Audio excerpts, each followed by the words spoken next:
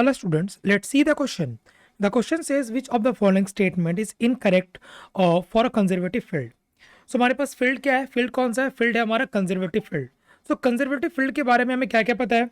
Conservative field में हमारा जो वर्क डन होता है ये क्या होता है, ये पाथ इंडिपेंडेंट होगा. फर्स्ट पॉइंट, ठीक है. वर्क डन क्या होगा, वर्क डन होगा हमारा path independent. Clear.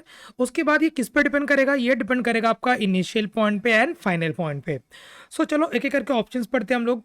Work done in going from initial to final position is equal to change in kinetic energy of the particle. Yes, देखो work done हम लोग क्या पढ़े हैं, वर्क डन हम लोग पढ़े हैं चेंज इन पोटेंशियल एनर्जी.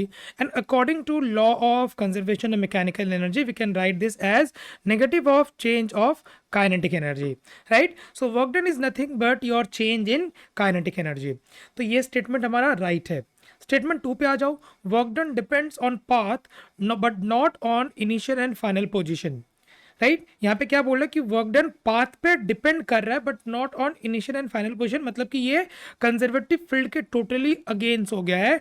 मतलब कि ये स्टेटमेंट हमारा इनकरेक्ट है. थर्ड पे आ जाओ. Work done does not depend on the path but depends on initial and final position. मतलब ये राइट है क्योंकि कंजर्वेटिव फील्ड में वर्क डन हमारा इनिशियल एंड फाइनल पोजीशन पर डिपेंड करता है, पाथ पर डिपेंड नहीं करता है.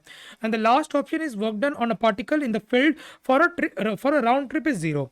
मतलब कि सपोज आप क्या कर रहे हो कि सपोज मैं ये मान के चलता हूँ कि आप कोई मास m को h हाइट तक लिफ्ट किए हो.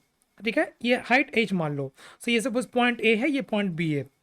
तो यहाँ पे वर्क डन कितना होगा, सो यहाँ पे वर्क डन होगा हमारा mgh, change in potential energy. Right. अगर सेम बॉडी को आप बी से ए पॉइंट पे लेके आ रहे हो, सो यहाँ पे वर्क डन कितना होगा, सो work done in path 1, work done in path 2, that will be minus mgh. सो इस पूरे राउंड ट्रिप में जो नेट वर्क डन हुआ, net work done, so that will be zero. तो राउंड ट्रिप में हमारा कंजर्वेटिव फील्ड में जो नेट वर्क डन होता है वो कितना होता है, वो होता है जीरो. सो हमारा ऑप्शन नंबर 4 भी राइट है.